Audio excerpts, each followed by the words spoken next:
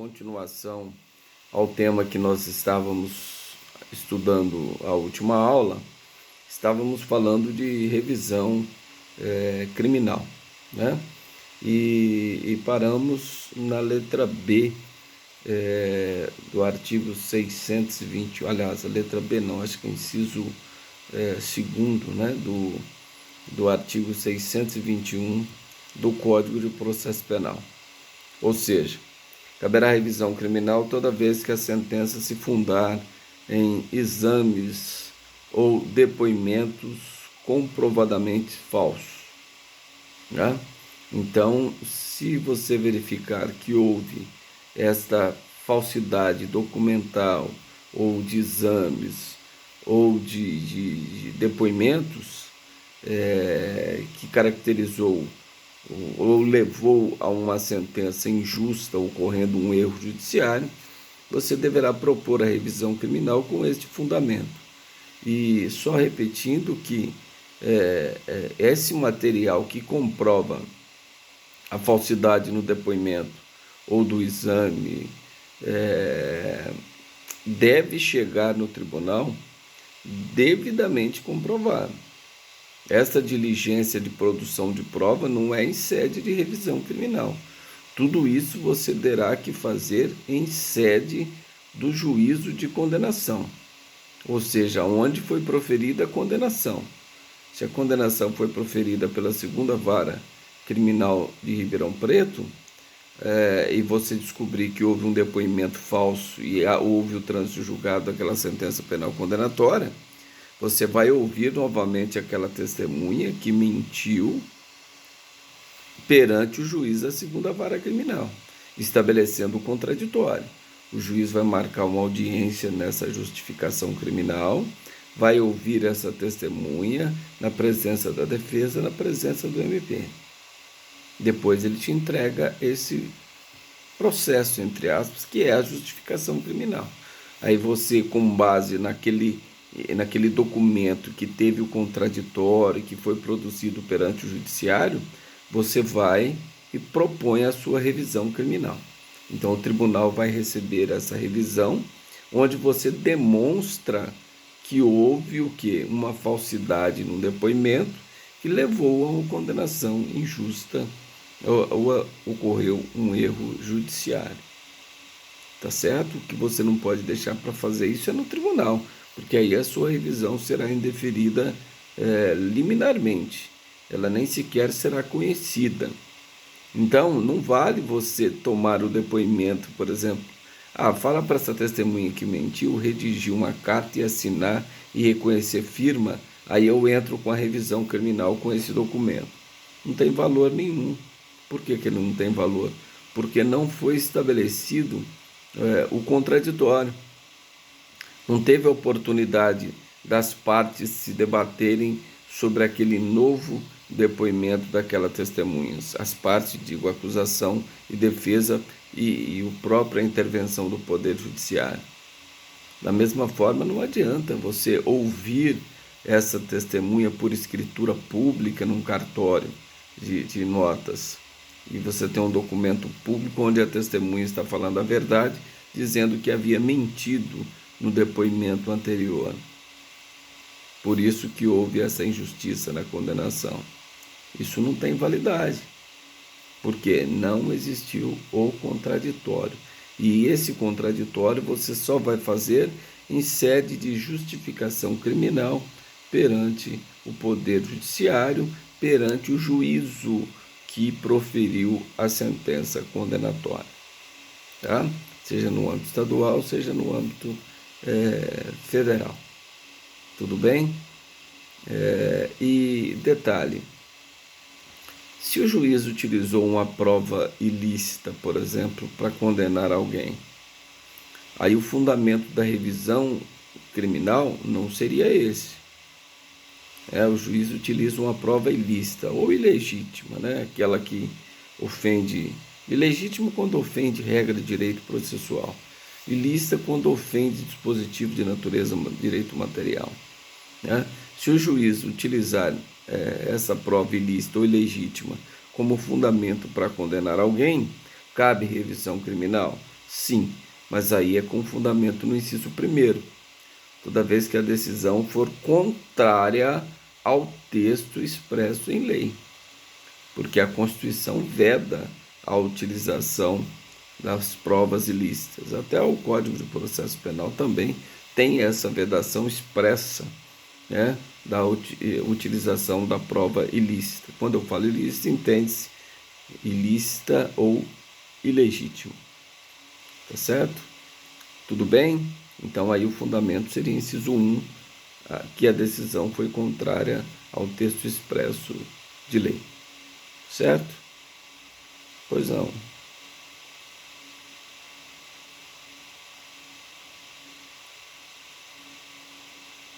Não, inciso 1, quando ela é contrária à evidência dos autos, você vai justificar o quê?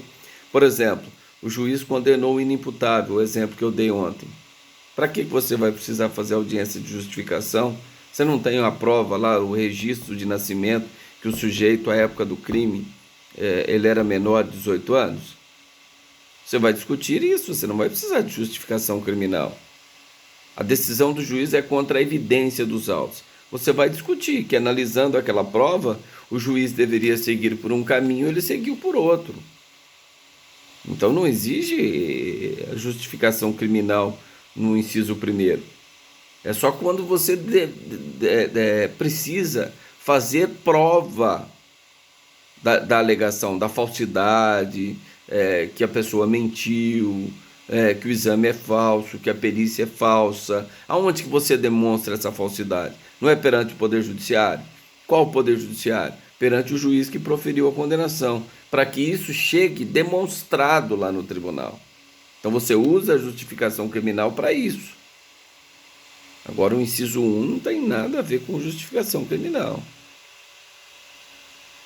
Pois não. Ah, sim, o 3 nós vamos comentar agora, tá? Tudo bem. Entendido. Não por nada. Entendido. O 3 nós vamos falar agora. Inclusive, quem estiver aí acompanhando, pode fazer a leitura já do 3, que aí nós vamos falar agora de prova nova, né? Que possa caracterizar a inocência do condenado ou qualquer causa que possa diminuir a sua responsabilidade criminal. Quem pode ler o inciso 3º do artigo 621?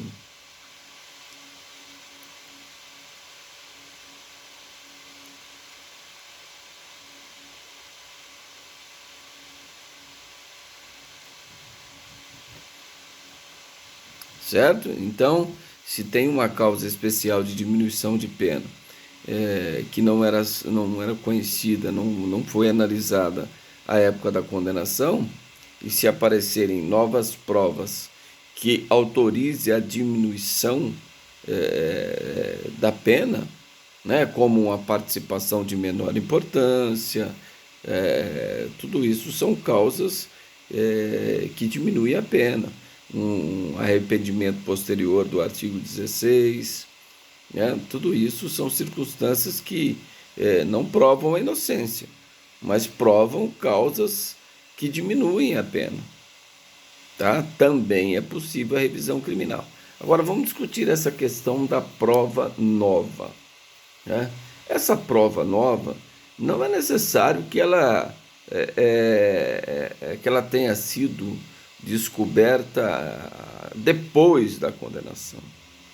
Pode ser que essa prova até existia no processo, mas ela não foi observada, ela não foi valorada. Então, não existe no processo penal hierarquia de provas. O juiz dará o valor à prova, o valor necessário para formar a sua convicção. Então, ele pode dar um valor à confissão, um valor à prova testemunhal, um valor à prova pericial. Só quando o DNA for elemento de prova essencial para a condenação, que o juiz não poderá contestar. Ele poderá determinar que se realize um novo exame pericial de DNA, mas ele não pode contestar, por exemplo, a eficácia do DNA, que é 99, o exame de DNA, que é 99,9 alguma coisa.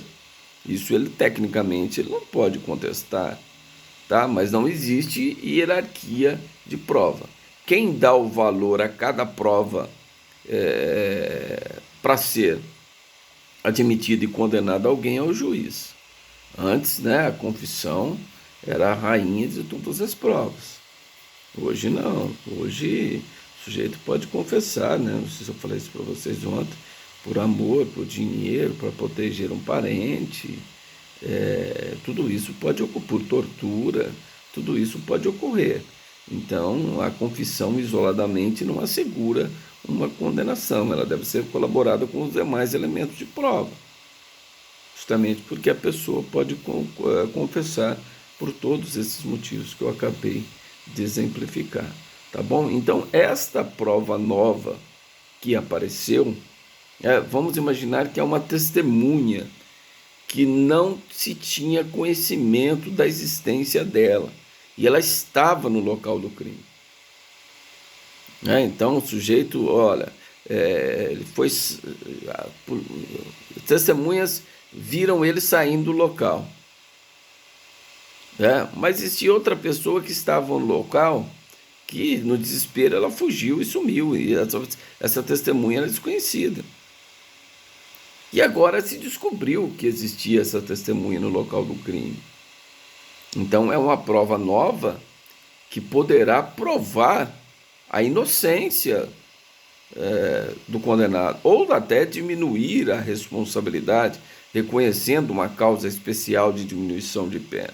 Então, nesse caso, o que eu vou fazer? Eu vou fazer a revisão criminal e pedir para o tribunal ouvir essa testemunha, ou vou pegar uma declaração dela, pedir para ela assinar, reconhecer firma, ou vou tomar o depoimento dela lá no cartório, o tabelião, através de escritura pública? Não, isso não terá nenhuma validade.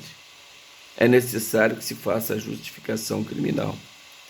Então quem condenou? O juiz da primeira vara criminal de Ribeirão Preto?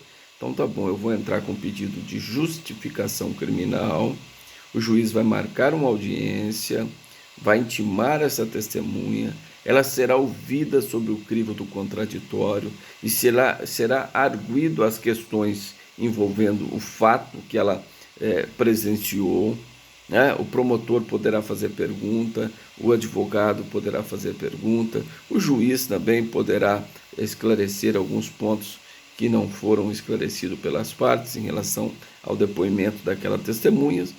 Terminou essa audiência, o juiz te entrega. Está aqui a justificação. Você que faça a sua revisão criminal agora e protocole lá no tribunal competente. Tá? Então, vocês prestem atenção que tudo que nós estamos falando aqui, todas essas alegações de documentos falsos utilizados para a condenação, depoimentos falsos utilizados pela condenação, prova nova tem que passar pelo crivo do contraditório, senão não terá validade nenhuma, o tribunal vai indeferir liminarmente a sua revisão criminal. Isso não impede que você reitere o seu pedido depois, fazendo devidamente a justificação criminal.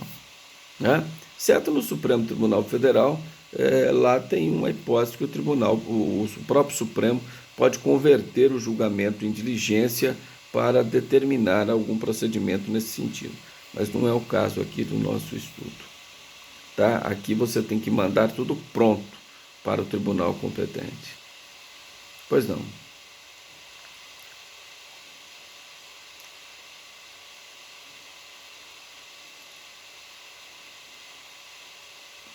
Não, o processo transitou em julgado, acabou. Acabou, transitou em julgado e inicia-se um outro processo.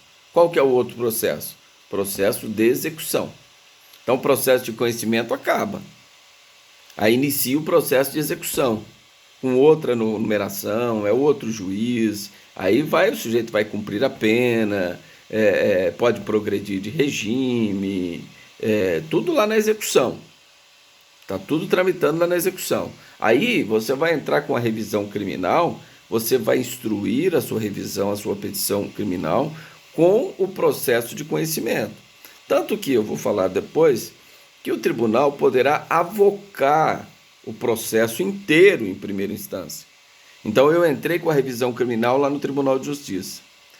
Eu posso tirar cópia de todo o processo e anexar na revisão criminal, certo? E aí ela está devidamente instruída. Ou eu posso também pedir para que o Tribunal de Justiça, o Tribunal Regional Federal, avoque, ele chame o processo em primeiro grau para ser apensado a revisão criminal. Então, todo aquele processo de conhecimento que tramitou desde do inquérito policial, da prisão em flagrante, até o trânsito julgado, vai acompanhar a sua revisão criminal. Ele vai estar apensado em a sua revisão criminal, certo? Isso facilitaria, então, a análise pelo tribunal da sua revisão criminal. Mas é um processo autônomo, por isso que não é recurso, é ação de revisão criminal. É uma nova relação jurídica que é instaurada entre o condenado e o tribunal competente para analisar os pedidos de revisão criminal. Tá certo? Tudo bem? Foi isso que você havia perguntado? Tá bom, então.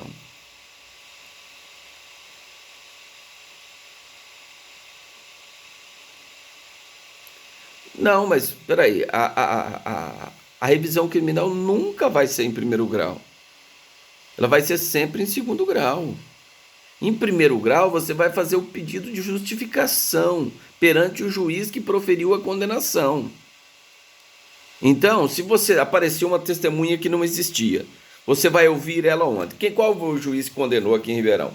A juíza da 5ª Vara Criminal? Então você vai ouvir aquela testemunha que não existia depois do trânsito julgado, porque para você entrar com a revisão criminal é necessário que a decisão haja transitado e julgado, a sentença condenatória ou absolutória imprópria.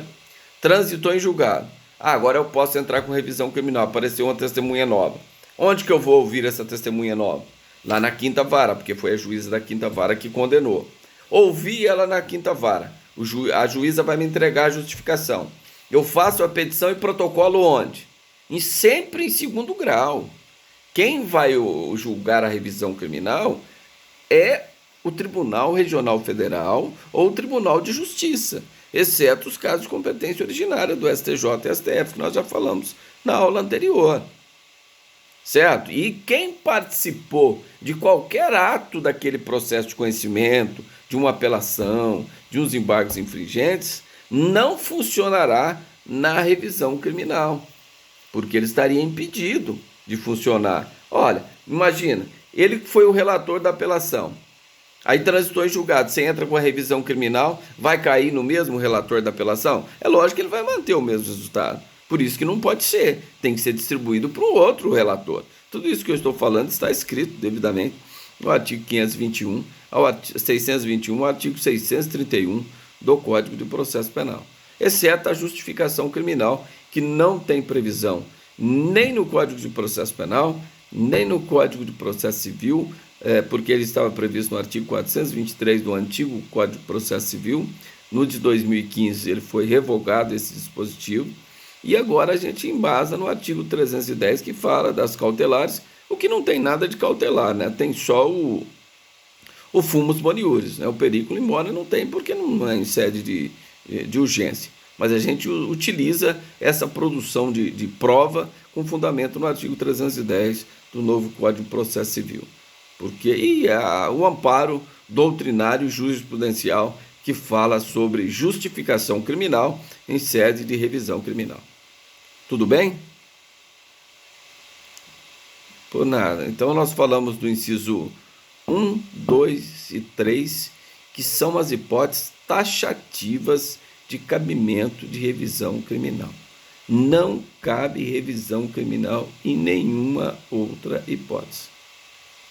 Somente com um desses fundamentos que nós acabamos de estudar do artigo 621, inciso 1, 2 e 3.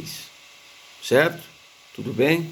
Então falamos da justificação criminal, que é de extrema importância e necessária, sob pena da sua revisão criminal não ser conhecida, ela ser indeferida liminarmente. Pois não. Então, foi o que eu acabei de falar, que ela não tem previsão no Código de Processo Penal, ela não tem previsão no Código de Processo Civil, ela tinha previsão no artigo 423 do Código de Processo Civil, que foi revogado pelo novo Código de 2015, e hoje nós encontramos fundamento no artigo 310 do novo Código de Processo Civil, na jurisprudência e na doutrina. A justificação criminal não está prevista no Código de Processo Penal. Esse é um procedimento que a gente... É a mesma coisa que fosse uma interpelação judicial, uma notificação judicial, né? Onde um procedimento de jurisdição voluntária que você protocola, o juiz intima a parte contrária para comparecer perante a audiência, e aí ouve-se aquela testemunha ou determina a realização de uma perícia e abre vista para a defesa e a acusação para manifestar sobre aquele documento que foi periciado, tá certo? Isso é para estabelecer o contraditório. Sem o contraditório, a prova ela é unilateral. Se eu junto uma declaração daquela testemunha que mentiu e agora ela está falando a verdade e entro com a revisão criminal, eu não estou produzindo uma prova unilateral? Ela não pode ser admitida. Ela tem que passar pelo crivo do contraditório, para o promotor tomar ciência e fazer perguntas e impugnar aquela declaração. Tudo isso ele poderá fazer. Por isso que eu tenho que passar pelo crivo do contraditório. E aonde que se passa? Em sede de justificação criminal. Onde? Perante o juiz que proferiu a condenação. Sempre. Então, se for o juiz da terceira que condenou, eu entro com a revisão criminal dessa sentença condenatória que transitou em julgado, é ele que vai analisar a justificação criminal. Vai analisar, não. Vai realizar a justificação criminal. Tá certo? Tudo bem? Sim, uma simples petição contando os fatos. Olha, tendo em vista que ocorreu o trânsito julgado de uma sentença penal condenatória contra o requerente na data tal, conforme certidão anexa, demonstra que houve o trânsito julgado. Tá, você fala que já houve o trânsito julgado, porque senão não cabe revisão, não caberia justificação também. Tá, tendo em vista que apareceu uma testemunha nova, conforme a alegação da parte, a testemunha de nome tal, que no dia dos fatos estaria na casa onde ocorreu o crime, portanto, ela não foi arrolada e não era de conhecimento das partes envolvidas da sua existência. Tá. Ante o exposto, requer a Vossa Excelência que seja recebida a justificação criminal e intimada a testemunha tal para depor em dia e hora a ser designado por Vossa Excelência com a devida intimação do Ministério Público para o ato. Ponto. Nesses termos em que pede espera deferimento. Pronto, o juiz recebe, marca a audiência, ouve a testemunha, promotor faz pergunta, a defesa faz pergunta, o juiz faz pergunta também sobre aquele fato alegado. E pronto, te entrega a justificação, está feito. Se o tribunal vai acatar como válida e dar procedência à sua revisão criminal, aí é outra questão. Pode ser que o tribunal entenda, não, mas essa testemunha aí que você falou, que é testemunha prova nova, não acrescentou em nada. A condenação não deve ser modificada. Não adiantou nada o que você fez. Tá?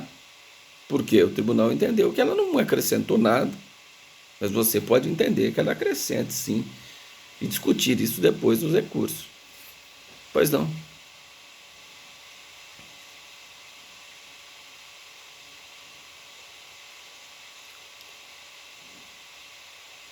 Não, ele não teria amparo para isso. Se ele indeferir, até se discute se caberia aí uma apelação por ser uma decisão que ele profere que não está entre a hipótese de recurso em sentido estrito, ou caberia aí até um mandato de segurança para garantir o direito líquido e certo, tá? do condenado em prover essa justificação criminal, porque é um fato impeditivo para ele propor a revisão criminal. Tá? Mas o juiz pode, por exemplo, você não junta a certidão que já transitou em julgado. Você fala, não, o que essa pessoa está aqui? Isso aqui é só perda de tempo. Se não transitou em julgado ainda, para que ele quer fazer isso? Certo? Agora, o que você pode fazer é de forma autônoma. Não transitou em julgado ainda. Você sabe que apareceu uma testemunha nova, mas está lá para julgar uns embargos declaratórios. Apareceu uma testemunha nova, essa testemunha está para morrer. Aí você faz uma cautelar de produção antecipada de prova. Porque aí você resguarda esse documento que foi produzido sob o crivo do contraditório, para você, ou se der tempo, juntar lá no embargo declaratório e pedir um efeito infringente, porque no processo penal a qualquer momento você pode juntar documento, ou você guarda essa produção antecipada de prova que você fez aqui para instruir eventual revisão criminal posteriormente. Tudo bem? Esclareceu a dúvida? Então tá ok. Então vamos continuar. Bom, o prazo nós já falamos, né? Que não existe prazo para você propor revisão criminal. Né? Você pode promover a revisão criminal. Requisito, após o trânsito julgado. Mas durante o cumprimento da pena, após o cumprimento da pena e até mesmo após a morte do condenado, o cônjuge, ascendente, descendente ou irmão pode promover a revisão criminal, visando recuperar, né, o status de dignidade, ou seja, a dignidade que foi perdida com a condenação injusta ou com o próprio erro judiciário por parte do Estado. Tá certo? Bom, aqui nós vamos enfrentar agora uma questão que envolve alguma polêmica, né, que são as revisões criminais das decisões proferidas pelo Tribunal do Júri. Tá? Então, se você entender que houve o trânsito julgado, mas houve um erro na dosimetria da pena, você pode promover a revisão criminal, porque você vai dizer que a decisão foi contra o texto expresso em lei, e o tribunal, se julgar procedente a sua revisão criminal, ele vai acertar a dosimetria da pena, tranquilamente. Tá? Agora, a grande questão é quando envolve o mérito da decisão do Tribunal do Júri. Você diz que a condenação foi contra a evidência dos autos. Não é isso que diz o inciso 1º, última parte do artigo 621? Toda vez que a decisão, a sentença condenatória for contra a evidência dos autos. Então você alega isso na sua revisão criminal. Precisa de justificação? Não. Você está discutindo a prova em si, que a decisão foi contra a decisão condenatória do júri que condenou no homicídio doloso, foi contra a evidência dos autos. E você entra com a sua revisão criminal, com essa argumentação, né? Argumentando ponto a ponto, olha, testemunha disse isso, outra testemunha disse isso, então o júri deveria ter absolvido e não condenado. O processo ele caminhava todo sentido para uma absolvição, e o júri veio ao contrário e condenou. E aí, se o tribunal julgar procedente a sua revisão criminal, o que ele faria? Será que ele poderia absolver o condenado pelo júri em sede de revisão criminal?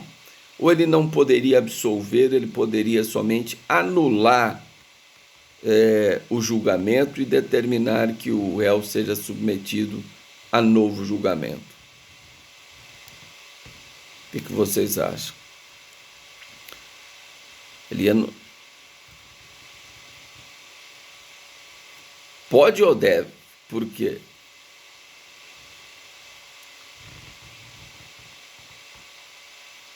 Não, então ele pode absolver, você entendeu? Você entendeu que ele pode absolver. Pode absolver, tá? Entendi. E por quê? Mas se ele absolvesse, não seria uma ofensa à soberania dos vereditos, que é a garantia constitucional? O júri não é soberano? Se o júri disse que é caso de condenação, o tribunal poderia, lá em sede de revisão criminal, dizer que o júri errou e era caso de absolvição?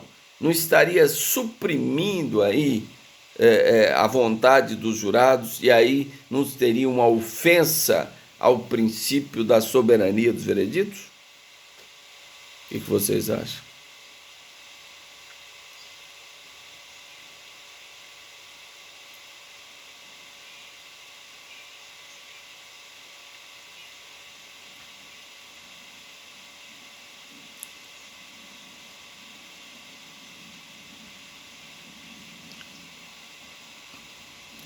Então, nesse caso, a doutrina diverge bastante, mas prevalece o entendimento que o tribunal poderia sim absolver, mesmo em caso de condenação, de sentença condenatória pelo tribunal do júri. Por quê? A garantia da soberania dos vereditos foi criada em benefício da própria plenitude de defesa, que é uma garantia constitucional. E ela não pode ser utilizada agora também para prejudicar a situação do condenado. Tá? Então, um entendimento majoritário, mas existe aí correntes fortes defendendo ao contrário, que o tribunal poderia sim, em sede de revisão criminal do tribunal do júri, de sentença condenatória do tribunal do júri, absolver o condenado. Ele não teria a obrigação de anular e mandar o sujeito para o outro júri. Mesmo porque, se ele já faleceu, o tribunal vai julgar a revisão criminal. O tribunal não pode absolver? Como que o tribunal não poderia absolvê-lo e mandar ele a novo júri? O sujeito já faleceu? Então, fica, ao meu ver, essa corrente é devidamente embasada no sentido que o tribunal poderia, sim, absolver o condenado de uma condenação proferida pelo júri, sem que possamos falar em ofensa à soberania dos vereditos. Mas há quem entenda ao contrário. Isso não seria um dever do tribunal. Ele poderia. Como ele poderia anular? O sujeito, por exemplo, está cumprindo pena, entrou com revisão criminal. O tribunal viu que é uma causa, foi condenado. O tribunal viu, olha, essa decisão está contra a evidência dos autos. Então, vamos anular esse júri e determinar que ele vai a novo júri. Anula o processo e determina o novo julgamento. O tribunal poderia fazer isso? Poderia, tranquilamente. Mas ele poderia também absolver, ao invés de determinar a novo júri. Por quê? Se permanecer o mesmo resultado, a parte poderia entrar com nova revisão criminal. Isso seria infinito, né? Desde que a parte seria um novo julgamento, uma nova apelação, um trânsito julgado, depois uma nova revisão. Então, isso ficaria estranho, né? Por isso que prevalece o entendimento que o tribunal poderia, sim, em sede de revisão criminal, absolver o condenado de uma sentença condenatória proferida pelo tribunal do júri. Tudo bem? Nesse sentido? Tranquilo? Então tá bom, vamos lá. Então, chegando à revisão criminal, aí vamos falar do processamento dela agora. Você vai protocolar a revisão criminal. E agora com o processo, com essa pandemia, eu não sei, que eu não fiz nenhuma revisão criminal agora por esses dias. Até tem uma para fazer, preciso ver como vai ficar. Porque os processos físicos, as revisões criminais também tramitavam nos tribunais de forma física. E os processos digitais tramitavam no tribunal de forma digital. Agora com a pandemia, eu não sei se eles estão recebendo, até vou verificar isso essa semana, se eles estão recebendo petições digitais para os processos físicos. Tá certo? Mas vamos imaginar que entrou o processo lá no tribunal, vai ser distribuído para um novo relator, distribuição imediata, né, nos termos da Emenda Constitucional 45 de 2004, reforma do Judiciário, distribuição imediata. Então, chegando lá no tribunal, já vai distribuir e vai ver qual que é o relator.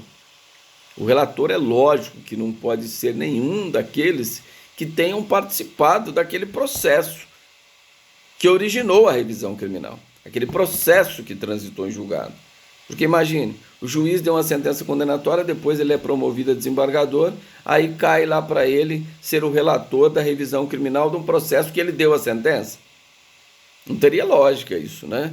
Então, ele não pode ter o desembargador, o relator, o revisor, não pode ter participado de nenhum ato daquele processo que originou o trânsito julgado. Certo? Então, ela será distribuída a um relator. O relator, se ele não for o caso de indeferir liminarmente, por quê?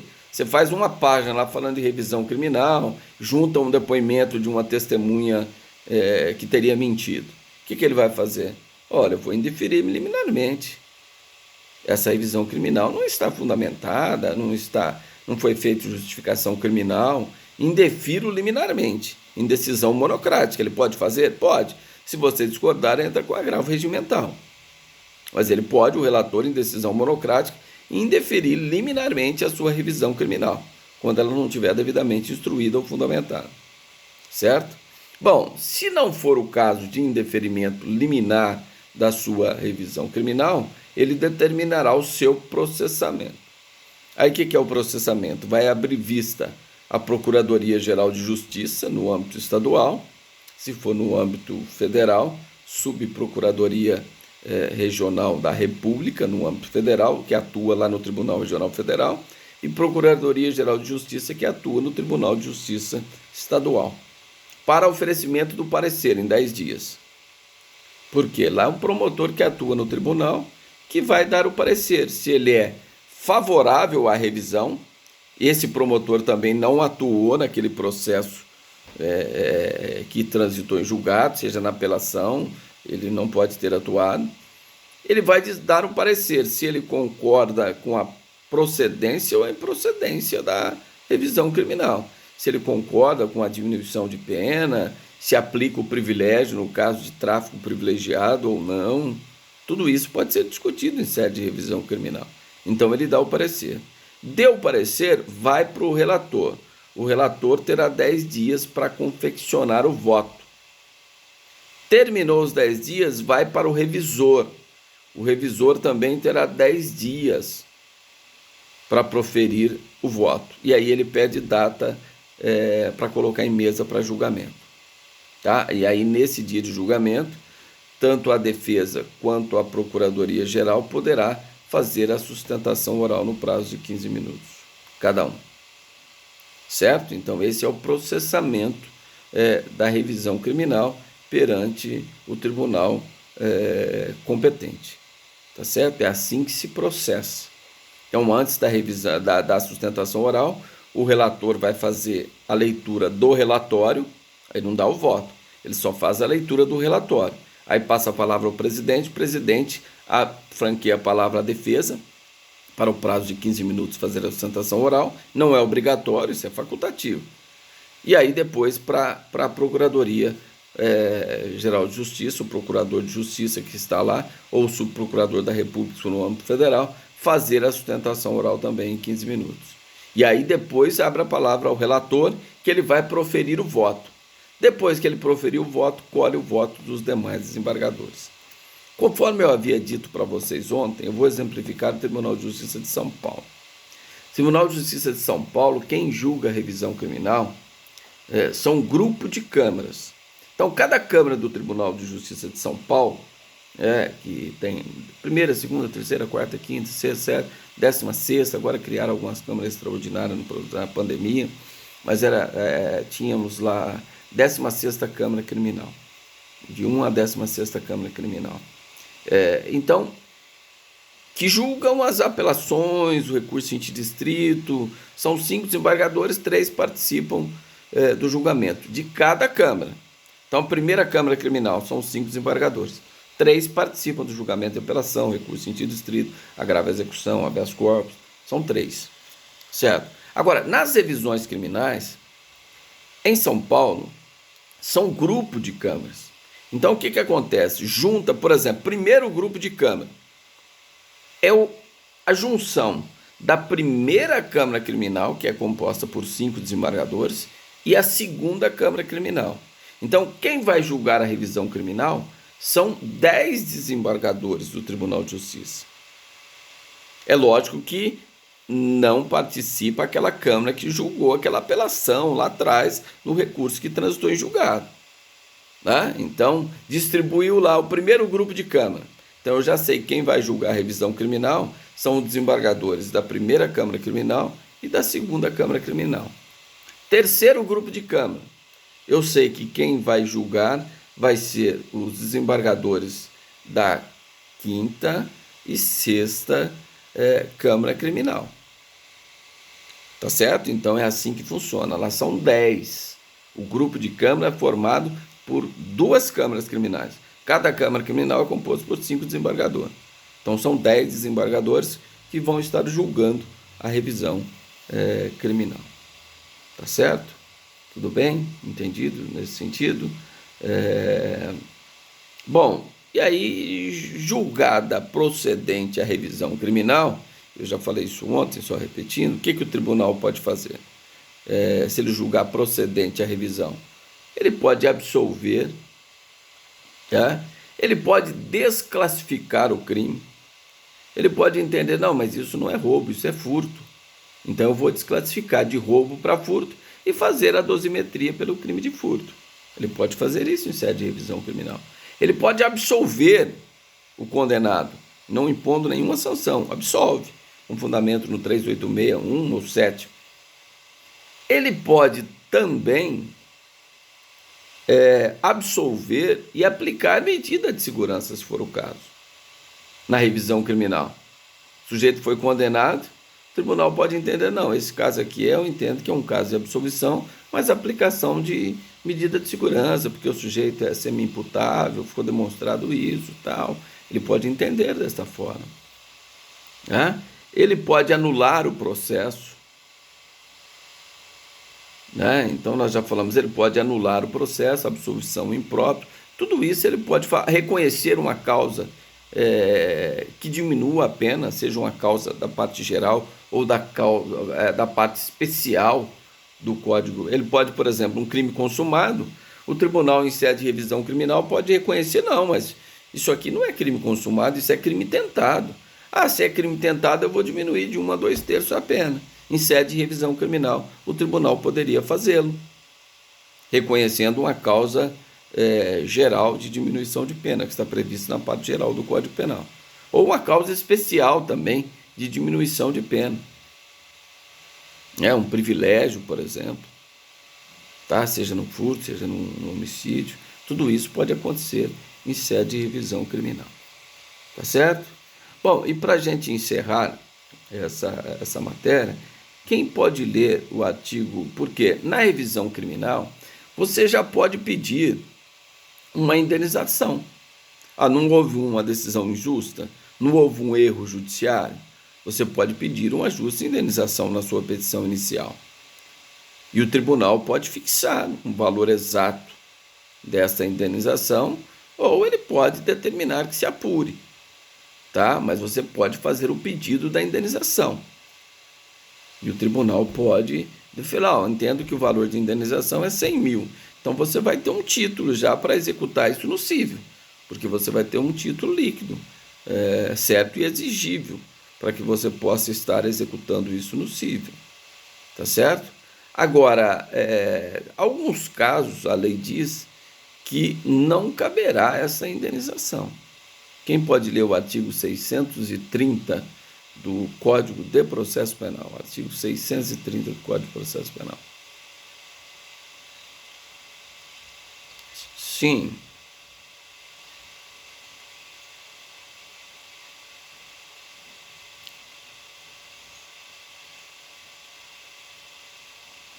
Certo? Então, esse prejuízo, se você demonstra ele, qual foi o prejuízo que você levou, o tribunal vai fixar um valor exato. Agora não, qual que é o prejuízo? Eu que fiquei 5 anos preso indevidamente. Vai ser feita a apuração através de liquidação de sentença, o cível que vai fixar o valor da indenização. Tá bom? Então pode continuar.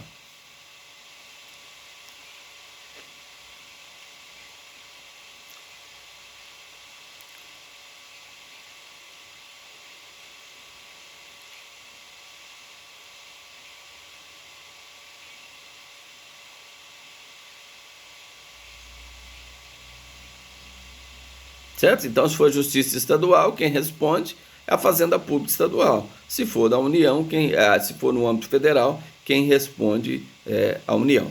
Tá?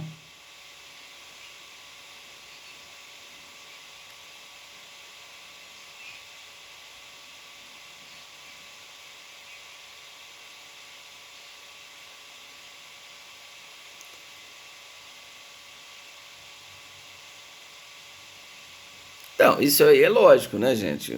Não teria cabimento, né? Eu confesso para proteger um filho, aí o Estado me condena, depois eu vou e busco uma indenização por uma condenação indevida. Esse é um princípio do direito civil que vocês conhecem, que ninguém pode ser beneficiado da sua própria torpeza, não é? Ninguém pode ser beneficiado da sua própria torpeza. Ah, eu vou esconder a única prova que tenho aqui que é da minha inocência, eu vou escondê-la, para que eu seja condenado e depois busque uma indenização. Então não dá. Ninguém pode ser beneficiado pela sua própria torpeza. Nesse caso, não será devida a indenização a ser arbitrada pelo tribunal. E a última hipótese que nós vamos discutir, qual é?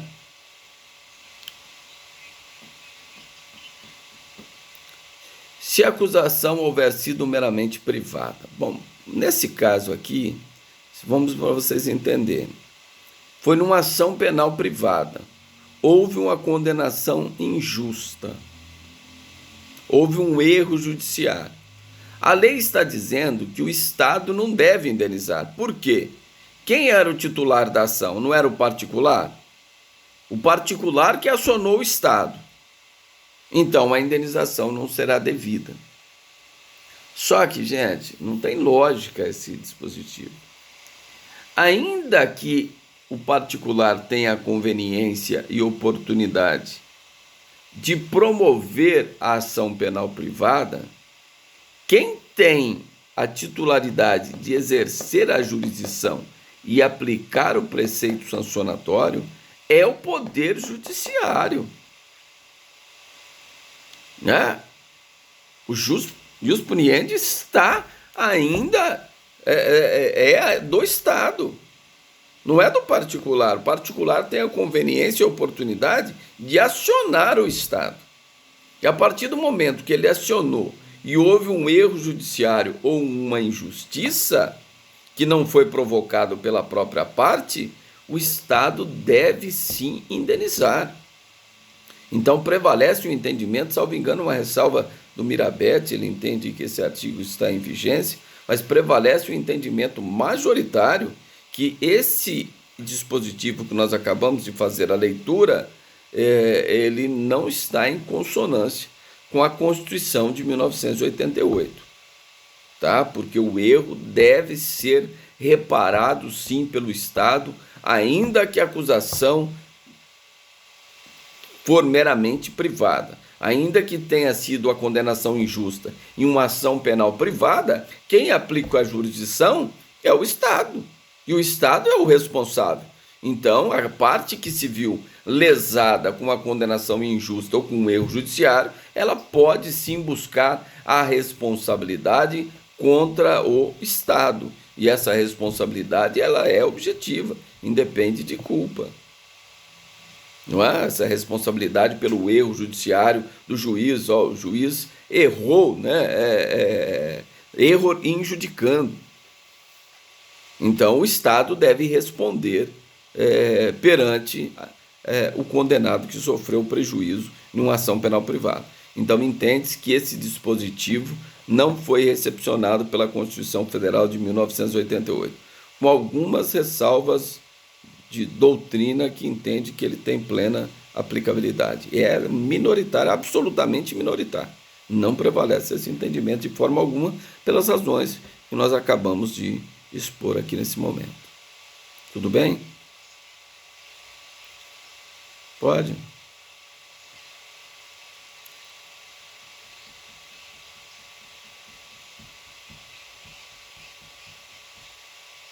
Sim, então ele não remete à ação penal privada ou à ação penal pública. Por isso que nós entendemos que não foi recepcionado esse artigo 630 nesse aspecto, não no inciso primeiro que nós vamos, no inciso segundo, não prevalece em face à Constituição de 88. Tudo bem? Bom, com isso nós terminamos aí a revisão criminal, né? Mais um tópico que nós acabamos de explorar em praticamente 4 aulas. E gostaria de saber de vocês se alguém tem alguma pergunta. Aliás, nós vamos falar dos recursos, né? Rapidamente. Então, da decisão do acórdão que julga a revisão criminal, se for não unânime desfavorável ao réu, não cabe embargos infringentes ou de nulidade. Por que não cabe? porque não tem previsão legal. Se 2 desembargadores votam para manter a condenação, um desembargador vota para absolver em sede de revisão criminal, não cabe embargos infringentes ou de nulidades, por falta de previsão legal. Então, se não tem previsão legal, não cabe embargos infringentes ou de nulidade.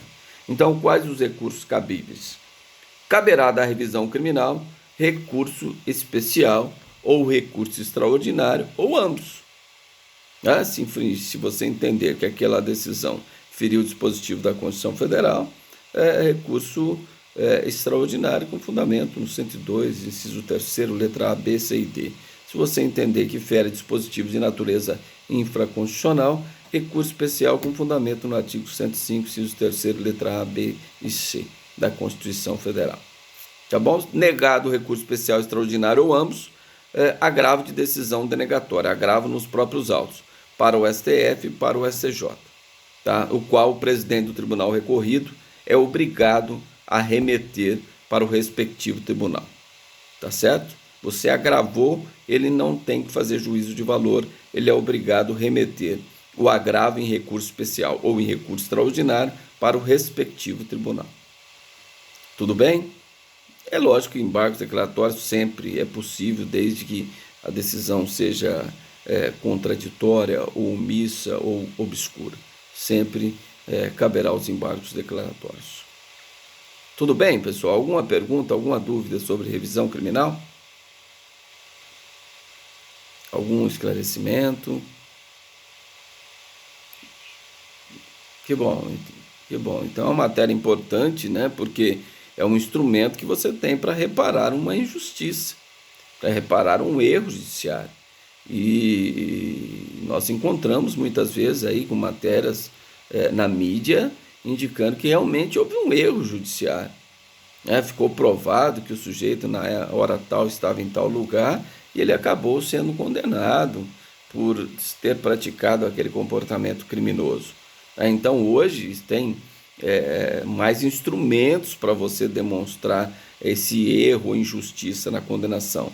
Exames periciais mais detalhados que não existiam em épocas anteriores, né? Nós temos hoje câmeras, né, de filmagem em vários pontos, em vários locais, que possa facilitar também a individualização daquele indivíduo, tá certo? Então, muito utilizável a revisão criminal. E quem puder assistir um dia, sempre, maioria, grande parte das câmaras, o grupo de câmaras do Tribunal de Justiça de São Paulo, sempre na última semana do mês. Mas é só ligar no tribunal e perguntar que dia, que liga na primeira câmara e pergunta, primeira câmara do Tribunal de Justiça de São Paulo, e pergunta, olha, que dia que terá o julgamento do grupo de câmaras para julgar as revisões criminais? Aí eles vão te falar o dia, só você chegar lá e assistir. E vocês vão ver o tanto de modificação que há em decisões condenatórias transitadas em julgado. Vocês não têm ideia o quanto de modificação que existe. Às vezes o sujeito é condenado em 5 anos no tráfico, o tribunal vem na revisão criminal e fala, não, entendemos aqui que é tráfico privilegiado, vamos diminuir 2/3 da pena e dar um regime semiaberto ou uma pena alternativa, a pena cai para 1 ano e 8 meses. Então, importantíssimo essa ação autônoma de impugnação, que podemos assim chamá-la, de revisão criminal. Tá? Atendidos os requisitos legais, não deve se deixar de propor uma revisão criminal em favor do condenado, pautada por erro ou injustiça. Tudo bem? Pois não. Não, é só você chegar, você vai identificar na portaria do tribunal e você vai subir até a sala, tem o número da sala, né? É só você ligar e perguntar, liga em qualquer câmara, primeira, segunda, terceira, quarta, até a 16ª, liga. E só pegar o telefone pelo site, liga, fala, que dia que vai ter sessão do grupo de câmaras? É onde julga as revisões criminais. Vai ser dia tal. Você chega no tribunal, na Praça da Sé ali, identifica, né? Faz a identificação, fala que vai assistir uma sessão de julgamento e você chega, espera dar o horário, abre a sessão, você entra e toma assento ali. Quando dá para tomar assento, senão tem que ficar de pé, porque as salas são bastante reduzidas, aí, o tamanho para os advogados, para as pessoas que vão assistir. Não tem muitas cadeiras. Tá bom? Mas é só, não tem nenhuma outra exigência. Tá certo? Passa pelo detectores de metais ali, normalmente, usualmente, e pronto, faz a identificação. E se tiver carteirinha de estagiário, mostra a carteira, se não, mostra o documento pessoal e eles vão te dar até o número da sala. Aí você pergunta, onde que é a sala, que andar que é, sala 301, sala 252, assim por diante. No Palácio, sempre no Palácio da Justiça. Isso no âmbito estadual. No âmbito federal é lá na Avenida Paulista, no